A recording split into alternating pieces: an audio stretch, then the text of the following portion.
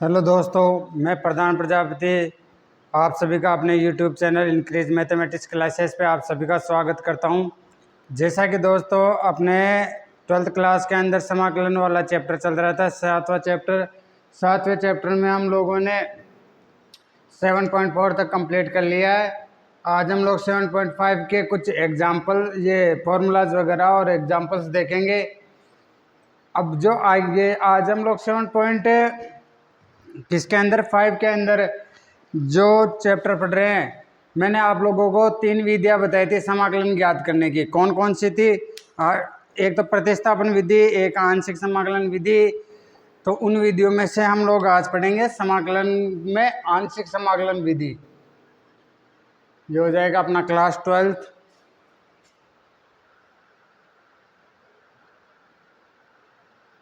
ये हो गई क्लास 12th। कौन सा चैप्टर पढ़ेंगे हम लोग आज?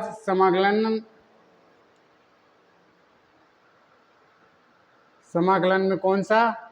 7.5। और आज की डेट डाल देते हैं। और दोस्तों अब देखो 7.4 कंप्लीट हो गया। अब देखो 7.5 में दोस्तों किस पर टाइप से अपने पास में क्वेश्चन मिलेगा वो देखते हैं। देखो अपने पास में कोई दो क्या दे रखे हैं, पी एक्स तथा क्यू एक्स अक्ष में दो बहुपद दे रखे हैं। देखो यहाँ पहले अपन थ्योरी लिख लेते हैं ताकि अच्छे से समझ में आ जाए। माना पी एक्स तथा क्यू एक्स किसमें? क्यू एक्स अक्ष में दो, कौन कौन से दो? P x and Q x. तो अक्ष में दो बहुपद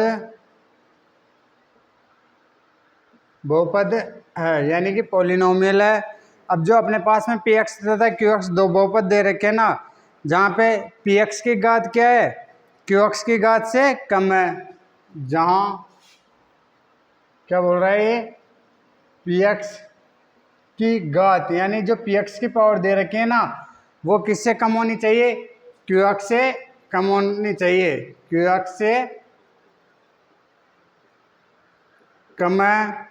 और जब और क्या बोल रहा है? क्यू एक्स की घात कम है और जो क्यू एक्स मेरे पास में है वो क्या होना चाहिए? नॉट इक्वल टू 0 होना चाहिए। तब पी एक्स अपॉन जो क्यू एक्स होगा वो एक कौन सा? देखो अपने पास में दो बहुपद दे रखे हैं, पी एक्स क्यू एक्स। किसके अंदर है? अक्ष में दो बहुपद है, जहाँ पी एक्स की घात किससे कम होनी चाहिए? क्यू एक्स से कम होनी चाहिए। और क्यू एक्स किसके equal to? Not equal to में होना चाहिए, 0 में। तब हम लोग पी एक्स बटा क्यू एक्स को क्या बोल सकते हैं? पी एक्स बटा क्यू एक्स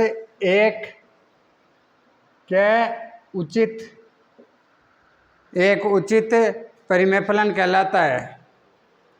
यानी कि ये कौन सी परिभाषा, किसकी परिभाषा हो गई? परिमेय फलन की। हेडिंग डाल देता हूँ इधर साइड में, परिमेय फलन। ये क्या हो गया अपने पास में? परिमेय फलन, रेशनल फंक्शन, परिमेय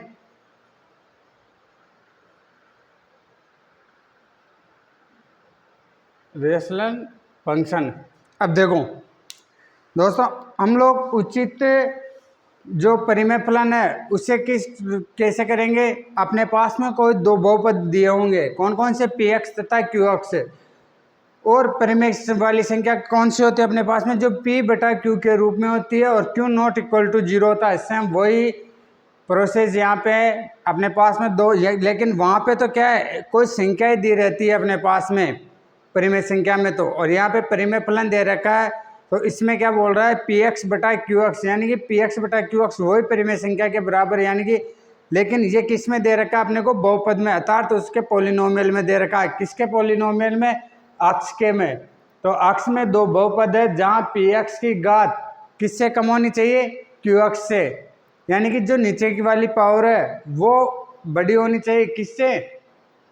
ऊपर वाली घात किससे बड़ी होनी चाहिए? क्यू एक्स से। अब देखो q x not equal to 0 तब p x upon Q x एक उचित परिमेय फलन कहलाता है। उचित परिमेय फलन कहलाता है। ये हो गया।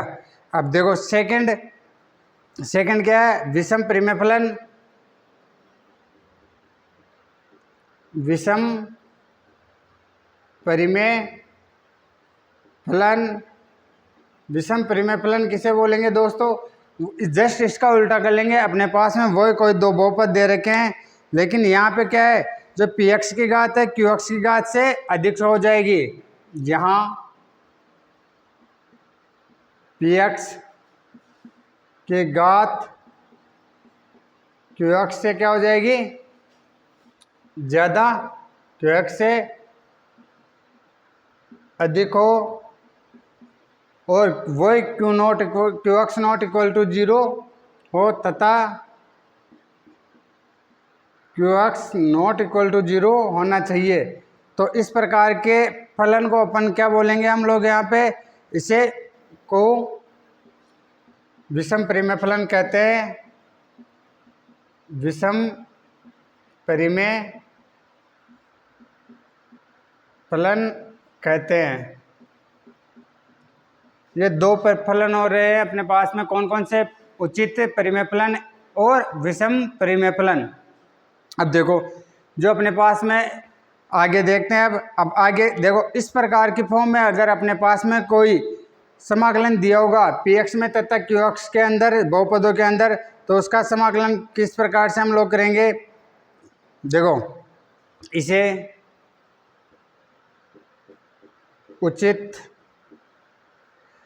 उचित परिमेय फलन में व्यक्त करने के लिए इसे उचित, कौन से को, जो विषम परिमेय फलन है ना, उसको अपने को क्या करना, उचित परिमेय फलन में बनाना है। उचित परिमेय फलन में बदलने के लिए या परिवर्तित करने के लिए, उचित परिमेय फलन में व्यक्त करने के लिए, उचित परिमेय फलन के अंदर क्या करेंगे, इसे व्यक्त करेंगे, अतः इसको डिनोट करेंगे। तो इसको पी एक्स के अंदर व्यक्त करने के लिए हम क्या करेंगे, पी एक्स को किसे, क्यू एक्स से भाग कर देंगे। पी एक्स को किससे, क्यू एक्स से भाग कर देंगे। यहाँ तक देखो, यहाँ पे पी एक्स को क्यू एक्स से भाग कर देंगे, और तब भाग कर देंगे, और भाग करने के बाद में अपने पास में क्या प्राप्त होगा, भाग कर देंगे तब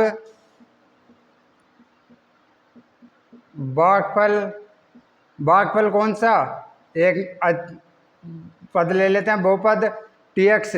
तो आप लोगों को पता होगा, जैसे मैं इधर समझा देता हूँ साइड में, एक इधर की साइड में, यहाँ पे अगर कोई संख्या होती है अपने पास में यहाँ पे, तो मैं अगर उससे किसी संख्या से, यानी कि एक्स वाई, और अपने पास में ये जेड, इसका क्या वो बच गया, और यहाँ पे इसको पी वैल्यू दे देते हैं।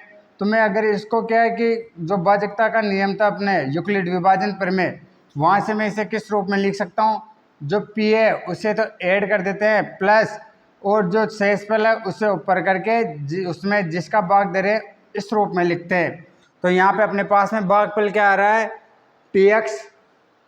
तो मैं इसे किस रूप में लिख सकता हूँ, टी एक्स अक्ष में, टी एक्स किस में, अक्ष में एक बहुपद है, तब टी एक्स प्लस, ये क्या हो जाएगा, T x plus P x upon Q x रूप में व्यक्त करेंगे। अब देखो दोस्तों, मेरे पास में क्या दे रखा है, ए जो दो फलन बहुपद दे रखे हैं, कौन कौन से, पी एक्स तथा क्यू एक्स। अक्ष में दो बहुपद दे रखे हैं, जहाँ पे पी एक्स की घात किससे कम होनी चाहिए, क्यू एक्स से कम होगी, तो और q x not equal to 0 होगा, तो वो फलन मेरे पास में कौन सा फलन कहलाएगा, एक परिमेय फलन। और विषम परिमेय फलन, विषम परिमेय फलन किसे बोलेंगे, वही अपने पास में दो बहुपद है, पॉलिनोमियल है, कौन कौन से, पी एक्स तथा क्यू एक्स। जब मैंने यहाँ पे तो क्या था, पी एक्स की घात किससे कम होनी चाहिए, क्यू एक्स से कम। और विषम परिमेय फलन में क्या होगा, जो पी एक्स की घात है वो क्यू एक्स की घात से क्या होनी चाहिए, अधिक होनी चाहिए। तब इसे उचित परिमेय फलन में अपने को क्या करना है, व्यक्त करना है। तो व्यक्त करने के लिए हम लोगों ने क्या किया, इसमें जो अपने भागफल आ रहा है उस भागफल को ऐड करके परिमेय संख्या के, यानी कि उसे उचित परिमेय फलन के रूप में बना लिया। तो इसे आप लोग एक बार नोट डाउन कीजिए, फिर बढ़ते हम लोग आगे की ओर।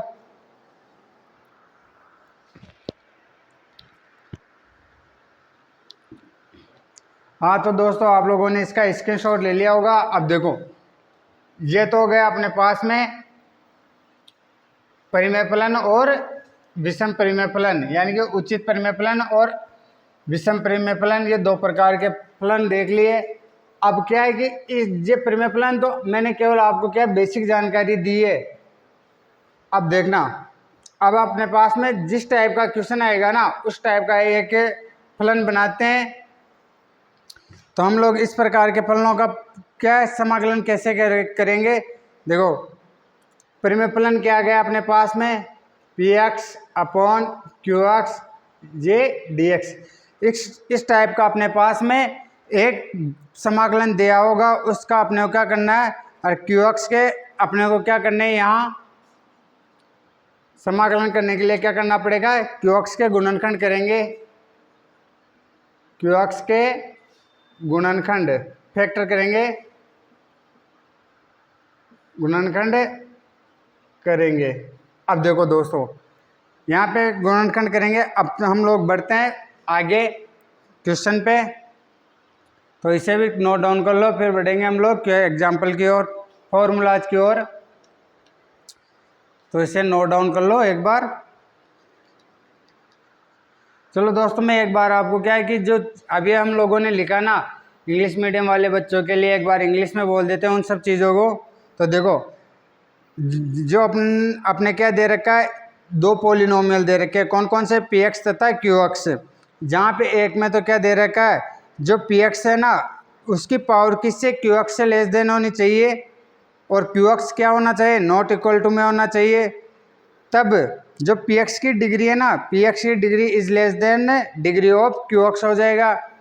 Then the rational function can be reduce to the proper rational function कहलाएगा वो, यानी कि उचित परिमेय फलन कहलाएगा। और जिसमें अपने पास में ये मेथड कौन सा हो जाएगा, एक डिवीजन मेथड हो जाएगा। अब देखो, ये परिमेय फलन हो गया। अब मैं आपको यहाँ पे क्या फॉर्मूला लिख देता हूँ, देखना। सबसे पहले हम लोग क्या करते हैं, एक सारणी बनाते हैं। यहाँ पे हम लोग लिख देते हैं क्रम संख्या, और जिस परिमेय फलन, यानी कि जिस प्रकार का अपने पास में परिमेय फलन का रूप दे रखा होगा वो आ जाएगा यहाँ परिमेय फलन का रूप, है ना। और जो अपने पास में किसका, आंशिक से भिन्नों के रूप में, और इधर क्या आ जाएगा, आंशिक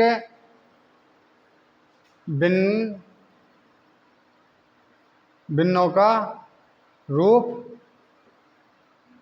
इसका अपने पास में इस टाइप से एक सारणी बना लो आप लोग भी मेरे साथ साथ। अब देखो, ये सारणी बना ली। अब दोस्तों, अपने पास में क्या है कि एक तो इस रूप फॉर्म में, यानी कि इस टाइप से कोई पॉलिनोमियल फलन दे रखा होगा, तो उसका समाकलन हम लोग किस प्रकार से करेंगे, देखना। पी एक्स प्लस क्यू, पहला P x plus Q divide by x minus ए और एक्स माइनस बी रूप में अगर कोई फलन दे रखा अपने को, तो इसका इंटीग्रेशन हम लोग क्या करें, कैसे करेंगे, ए अपॉन एक्स माइनस का A plus B upon x minus का बी। देखो, अपने पास में P x plus Q divide by x minus A x minus B कोई फलन दे रखा है ना, परिमेय फलन, उसका अपने को क्या करना है, समाकलन करना है। तो कैसे कर रहे हैं, कोई ऊपर ए और बी कोई नंबर आएंगे, उनमें अपने को किसका, इन दोनों का डिवाइड करके देखना, एक्स माइनस ए और एक्स माइनस बी। और फिर जो है अभी देखना क्वेश्चन करेंगे ना तो आपको आसानी से समझ में आ जाएगा। केवल एक बार तो आप लोग ये फॉर्मूला लिख लो। ये पहला हो गया। जो सेकंड टाइप का अपने पास में पॉलिनोमियल या परिमेय फलन दिया होगा वो किस रूप में होगा, वही अपने पास में px, इसको कोष्टक में कर लेना, px plus Q divide by, देखो x माइनस ए और x माइनस बी दोनों आपस में क्या है, यहाँ पे मल्टीप्लाई के अंदर है। अब मैं अगर स्क्वायर के रूप में अगर अपने पास में कोई परिमेय फलन आ जाए x माइनस ए का स्क्वायर, तो हम लोग उसका किस प्रकार से समाकलन करेंगे, a अपॉन x माइनस का a plus b upon x minus A का होल स्क्वायर, इस टाइप से इसका समाकलन कर लेंगे। अब देखो आगे जो थर्ड वाला पोर्शन है अपने पास में, तीसरा क्या है, किस रूप में, P x square plus P Q plus R upon x minus A का स्क्वायर, सॉरी एक्स माइनस ए, एक्स माइनस बी और एक्स माइनस सी।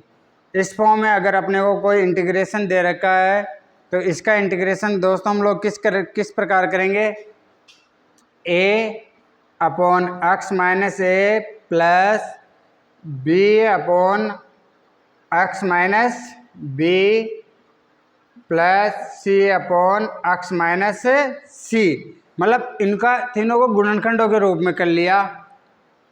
ये 3 नंबर हो गया।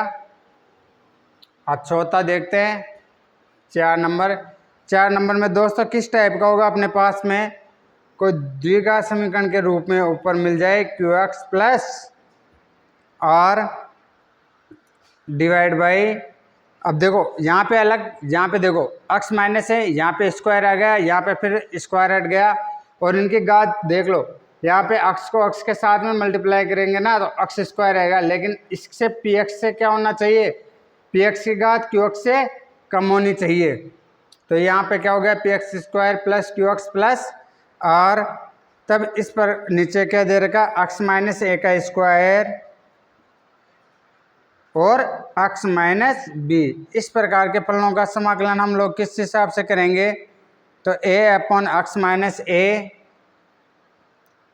तो a अपॉन एक्स माइनस का a,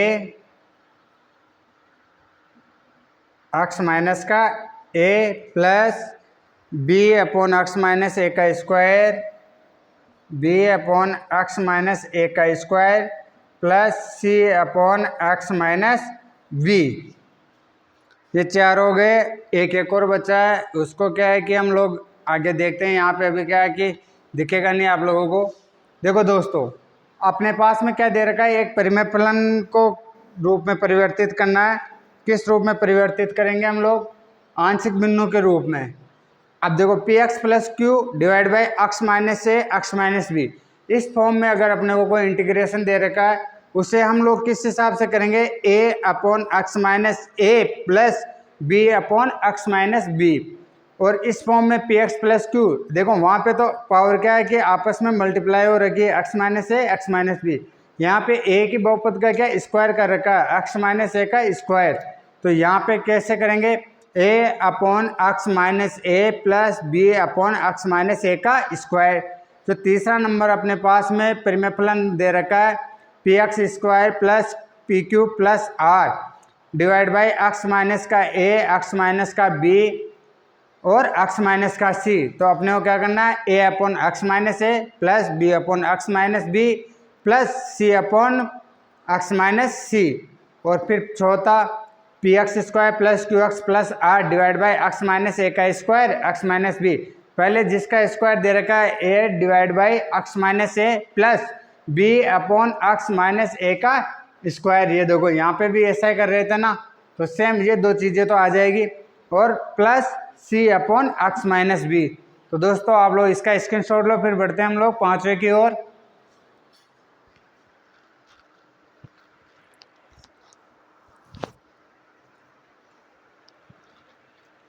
हाँ तो दोस्तों आपने इसका स्क्रीनशॉट ले लिया होगा।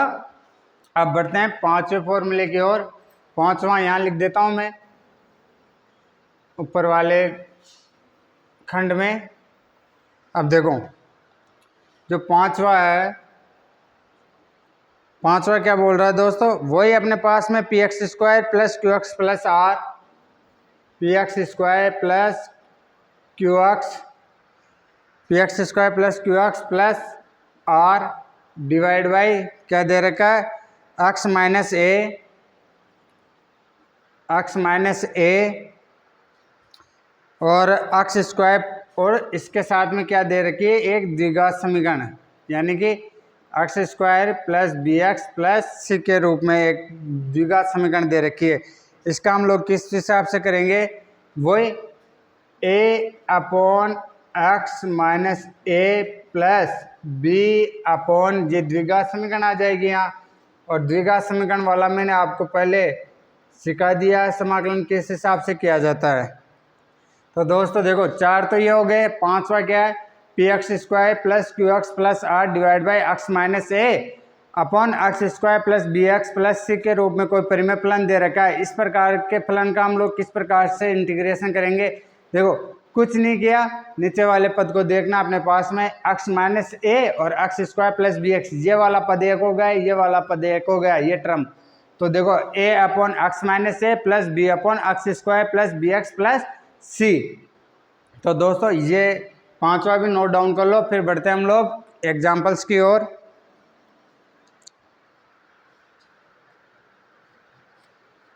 एक दो एग्जाम्पल करवा देते हैं, फिर बाकी के एग्जाम्पल आप लोग करके देखिए। और दोस्तों देख लो, आप लोगों को प्रत्येक एग्जाम्पल, प्रत्येक के क्वेश्चन में आप लोगों को सोल्व करवा रहा हूँ, तो आप लोगों का भी कर्तव्य बनता है कि आप लोग अपना मतलब जो क्वेश्चन छूट रहे हैं उनको कीजिए, और जो समझ में नहीं आ रहे आप कमेंट बॉक्स में जाके उन क्वेश्चनों को क्या कमेंट में लिख दो, मैं यहाँ पे आपको उन क्वेश्चनों को सोल्व करवा दूंगा। और आपकी नोटबुक में प्रत्येक क्वेश्चन, प्रत्येक एग्जाम्पल और सारे फॉर्मूलाज लिखे हुए होने चाहिए। अब देखो जो अपने पास में 7.5 का जो फर्स्ट एग्जाम्पल दे रखा है दोस्तों, वो क्या दे रखा है, समाकलन 1 अपॉन एक्स प्लस 2 और एक्स प्लस 3, इसका दोस्तों अपने को क्या इंटीग्रेशन करना है एक्स के रेस्पेक्ट में। तो देखो कैसे होगा इसका इंटीग्रेशन, याद कीजिए, रिकॉल कीजिए आप लोग। मैंने आप लोगों को अभी जो पहला फॉर्मूला बताया था, जो परिमेय फलन रूप बताया था, वो क्या था कि P x plus Q divide by x minus का ए या एक्स प्लस ए, उस फॉर्म में अपने को दे रखा है। तो देखो अब इसे सोल्व करते हैं। वही अपने पास में क्या करना है, 1 अपॉन एक्स प्लस 2 और X plus 3 is equal to, किस रूप में लिखना है इसको, ए अपॉन एक्स प्लस 2 प्लस बी अपॉन एक्स प्लस 3। यहाँ से दोस्तों मैं क्या करूँगा, देखो इसी वाले पद को मैं क्या आगे सोल्व कर लेता हूँ यहाँ पे। तो ये किस रूप में हो जाएगा, यहाँ से देखो एलसीएम लिया मैंने, ये लो x प्लस 2 और x प्लस 3 आ गया। x ये लेने के बाद में देखो x प्लस 2 x प्लस 3 में x प्लस 2 से डिवाइड करूंगा तो मेरे पास में क्या बच जाएगा, x प्लस 3। इस x प्लस 3 को मैं किससे मल्टीप्लाई करूंगा, a के साथ में, x प्लस 3 प्लस ये बी ऐसा का ऐसा। अब देखो x प्लस 2 x प्लस 3 को किससे, x प्लस 3 से मैं डिवाइड करता हूँ तो x प्लस 2 बच गया, x प्लस 2 किससे मल्टीप्लाई हो जाएगा, b से, तो ये x प्लस 2। अब देखो जो नीचे वाला पद है वो तो कैंसिल आउट हो जाएगा इससे, तो मेरे पास में क्या बना, 1 is equal to a, direct इनको मल्टीप्लाई कर लेते हैं, ax plus 3a plus bx plus 2। अब देखो दोस्तों क्या मैं इसे इस रूप फॉर्म में लिख सकता हूँ, x की वैल्यू को एक साथ ले लेता हूँ, ये x बाहर ले लिया मैंने, a प्लस b हो जाएगा और 3a प्लस 2b भी आएगा, सॉरी ये 2b हो जाएगा यहाँ, है ना। तो ये क्या हो जाएगा, प्लस वही क्या 3a प्लस 2b, इस फॉर्म में आ गया। अब मैं क्या करता हूँ, जो अक्ष के कोफिशिएंट और अचर पद अर्थात कांस्टेंट वैल्यू है उनके आपस में तुलना कर लेते हैं। तो देखो अक्ष के गुणांक व अचर पदों का अचर पदों की तुलना करने पर अब देखना किस हिसाब से तुलना की।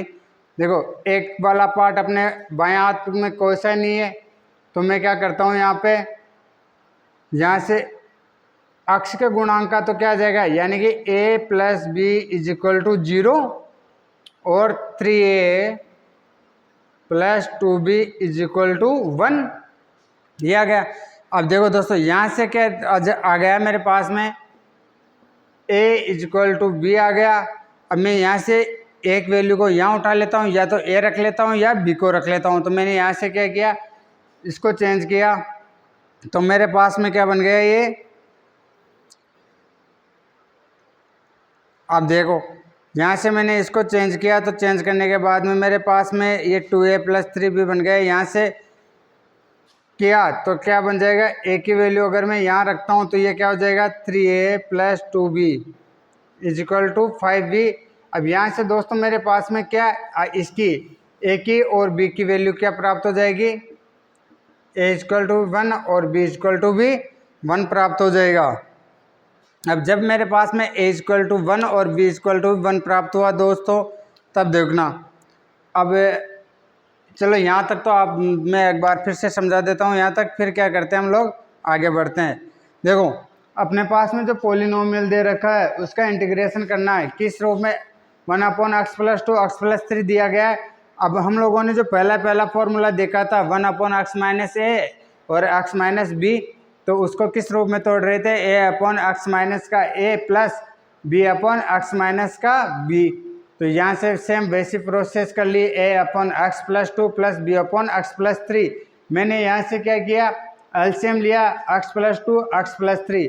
जब x प्लस 2 को नीचे वाले पद को डिवाइड किया तो मेरे पास में x प्लस 3 बच गया, जो a के साथ में जाके मल्टीप्लाई हो गया, प्लस b वही x प्लस 3 दे रखा है। x प्लस 3 से इसमें डिवाइड करने पे x प्लस 3 कैंसिल आउट हो गया, x प्लस 2 किसके साथ मल्टीप्लाई हो गया, b के साथ।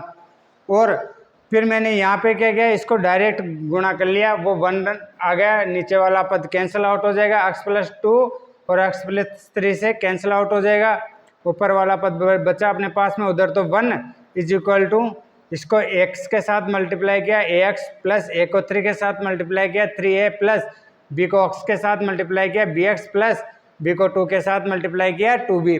फिर मैंने यहाँ से क्या किया, अक्ष के गुणांक और जो अचर पदों के गुणांक है उनको आपस में कंपेयर कर लिया।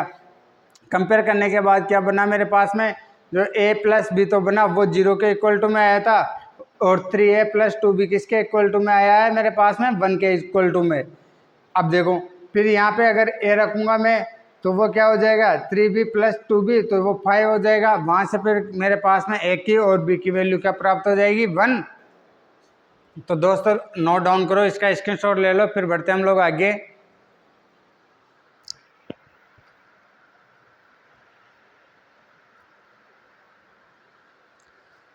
वन के इसकी वैल्यू अपने को -1 प्राप्त होगी, सॉरी -1। हाँ तो दोस्तों आप लोगों ने इसका स्क्रीनशॉट ले लिया होगा। अब देखो, अब ये मान हम लोग कहाँ रखेंगे, इस इक्वेशन के अंदर, इसे इक्वेशन नंबर 1 दे देना। अब इक्वेशन नंबर 1 में क्या करेंगे हम लोग, a के और b की वैल्यू रख देते हैं।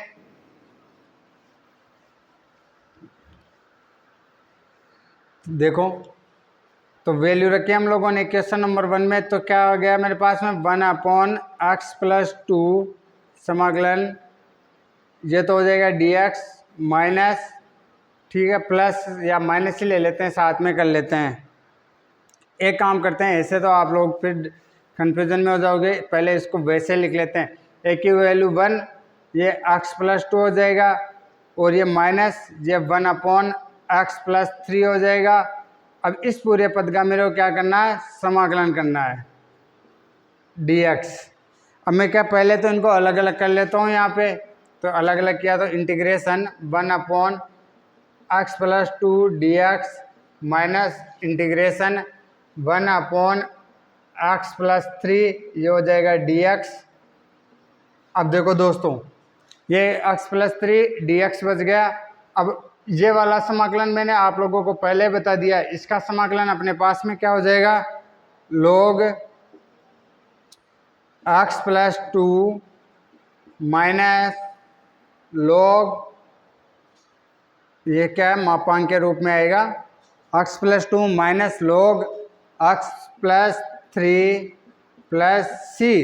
अब देखो log m minus log n क्या होता था, log m बटा n, तो log x+2 divide by x+3 और ये प्लस में c।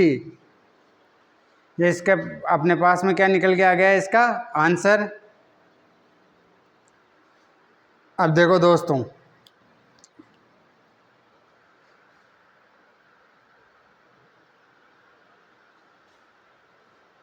अब ये इसका आंसर निकल के आ गया। अब बढ़ते हैं हम लोग आगे की ओर, इसका स्क्रीनशॉट ले लो एक बार, सेकंड उदाहरण की ओर बढ़ते हैं। देखो चलो एक बार मैं फिर से आपको इसको रिवाइज करवाता हूँ। क्या दे रखा है, a/x+2 x+3। मेरे पास में जो फॉर्मूला दे रखा था उस रूप में मैंने इसको बनाया, तो a/x+2 प्लस b/x+3।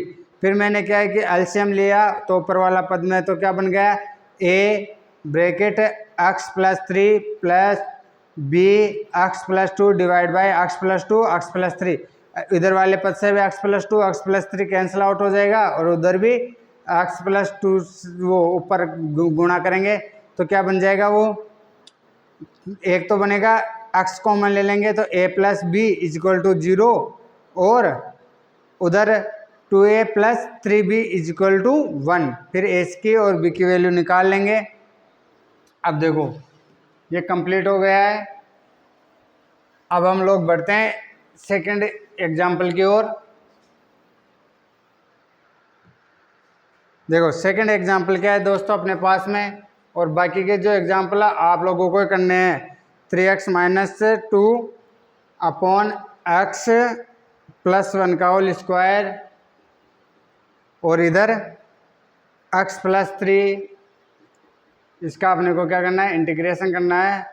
अब देखो वही उसी फॉर्म में मैं इसको लिख लेता हूँ। पहले क्या था मेरे पास में, देखना 3x माइनस का 2 अपॉन x प्लस 1 का स्क्वायर और x प्लस 3 का square.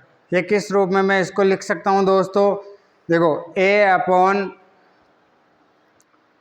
x plus 1, a upon x plus 1 plus b upon x plus 1 का whole square plus c upon x plus 3, इस रूप में लिख लेंगे। अब देखना यहाँ से मैं एलसीएम लूँगा तो इधर तो क्या हो जाएगा, ये 3x माइनस का 2 अपॉन x प्लस 1 का whole square x plus 3 is equal to LCM क्या आ जाएगा मेरे पास में, x प्लस 1 का होल स्क्वायर है ना, यानी कि x प्लस 1 का होल स्क्वायर ही आ जाएगा डायरेक्ट और इधर x प्लस 3। अब देखो दोस्तों एलसीएम लेने के बाद ये वाला पद बन गया। अब इस वाले पद को मैं x प्लस 1 से डिवाइड करता हूँ तो मेरे पास में क्या बचा, a x प्लस 1 और x plus 3 plus b x plus 1 का होल स्क्वायर से x प्लस 1 का होल स्क्वायर कैंसिल आउट गया और x प्लस 3 बचा, वो b के साथ में मल्टीप्लाई हो जाएगा प्लस c में देखो x प्लस 3 से x प्लस 3 कैंसिल आउट हो गया और x प्लस 1 किसके साथ में जाके मल्टीप्लाई हो जाएगा, c के साथ में स्क्वायर।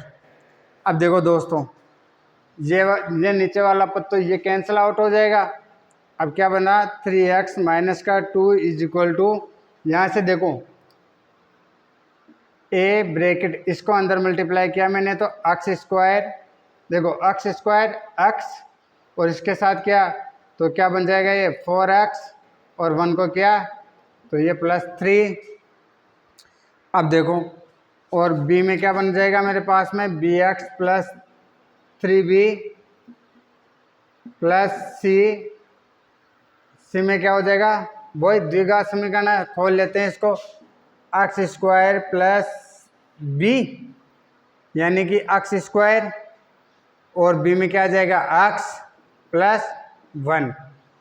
अब यहाँ से मैं क्या करता हूँ दोस्तों, x² के और x के और किसके, अचर पदों का गुणांकों के क्या कर लेता हूँ यहाँ पे तुलना। यहाँ से x² देखो a कॉमन इसके साथ मल्टीप्लाई होगा, तो ये क्या हो जाएगा a, इसमें कोई सा द्विघात सेकंड पावर का नहीं है, c है, यानी कि a + c। और इधर वाले बाएं हाथ पे देखो x² की पावर में कुछ भी नहीं दिखाई दे रहा, तो ये तो 0 हो जाएगा।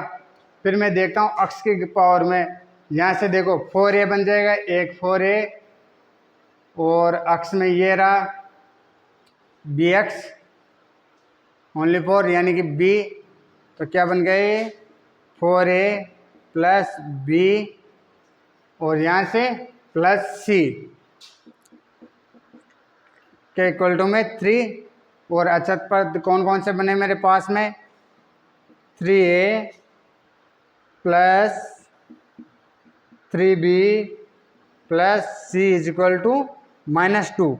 अब देखो दोस्तों, मेरे पास में इनका किसका, x² का, x का और अचर पद का आपस में तुलना की, तो कौन सी 3 इक्वेशन बनी, a + c का, a + c = क्योंकि मेरे बाएं हाथ में कोई सा भी x² का गुणांक नहीं है, इस वजह से 0 आ गया।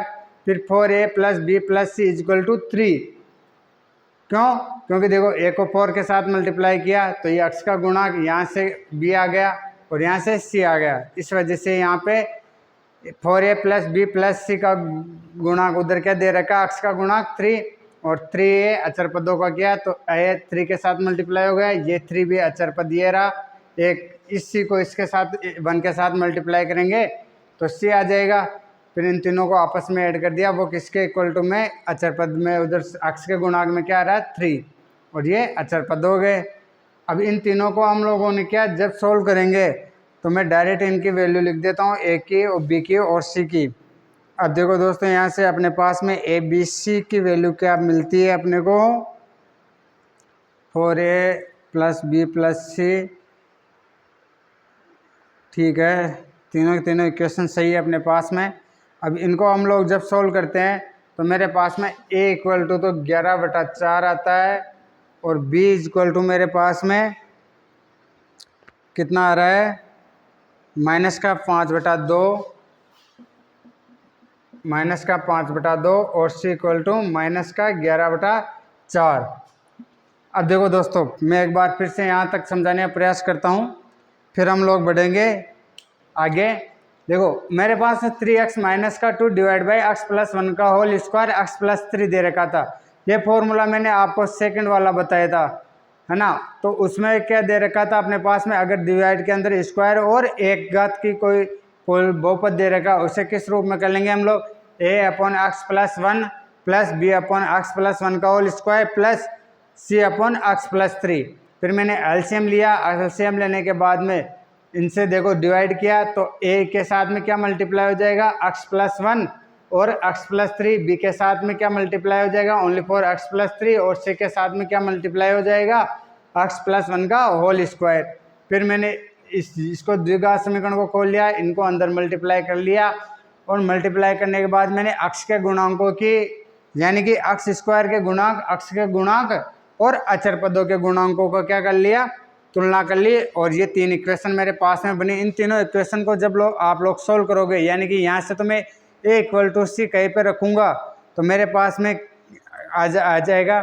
और या फिर ये काम कीजिए आप लोग, ये इक्वेशन दे रखी है, तो इसको ऊपर वाले को देखो, इसको 3 से मल्टीप्लाई कर लेना, इसको 4 से मल्टीप्लाई कर लेना, यहाँ से b + c की वैल्यू आ जाएगी, और a की वैल्यू किसके बराबर, c के बराबर रख लेना, तो अपने पास में ये तीनों मान निकाल लेंगे। अब बढ़ते हैं हम लोग आगे की ओर। कौन कौन से मान आए, 3, 11/4, और b वाला मान क्या है अपने पास में, -5/2, और c वाला माइनस, तो वो वैल्यू पुट कर देते हैं हम लोग। क्या मान आया, एक तो आया अपने पास में 11/4, इसके साथ में क्या मल्टीप्लाई हो रहा था x+1, इसका इंटीग्रेशन हो जाएगा, प्लस बी क्या आ रहा था माइनस का 5/2 समाकलन 1 क्या था x+1 का होल स्क्वायर dx प्लस वो भी माइनस में आ रहा था, तो ये भी माइनस का 11/4 समाकलन, और यहाँ पर भी इसको क्या करते हैं 11/4 को हम लोग क्या ले लेते हैं बार, और इधर क्या बच गया 1/x+3 और ये हो जाएगा dx।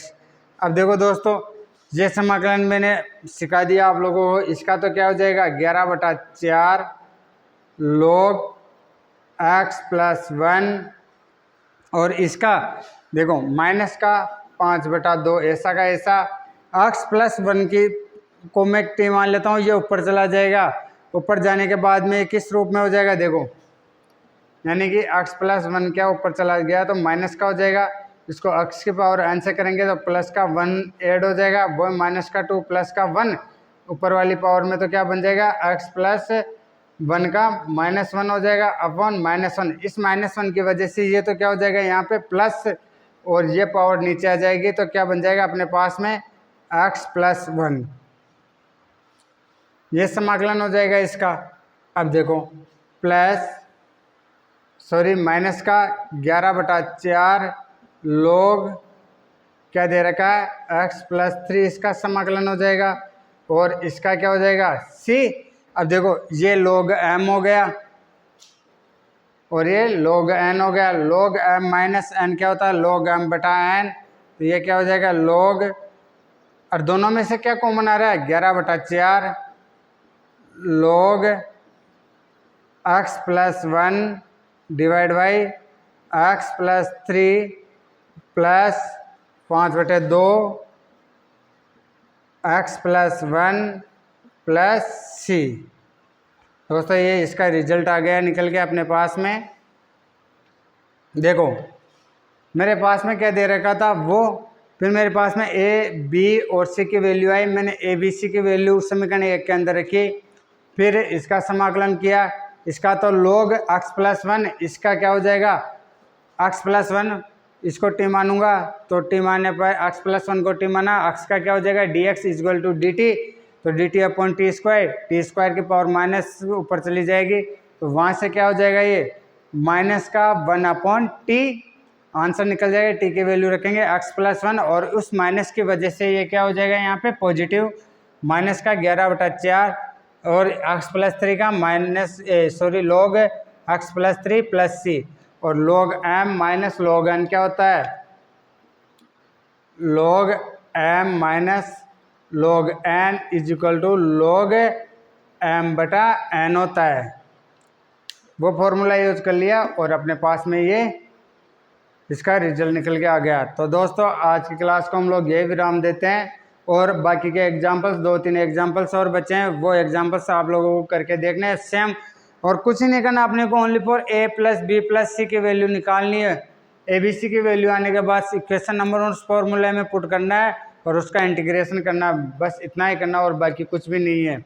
और तो दोस्तों अपने इस क्लास को अपने दोस्तों के साथ, अपने क्लास साथियों के साथ में शेयर कीजिए, और चैनल को लाइक शेयर एंड सब्सक्राइब कीजिए। तो दोस्तों थैंक यू वेरी मच।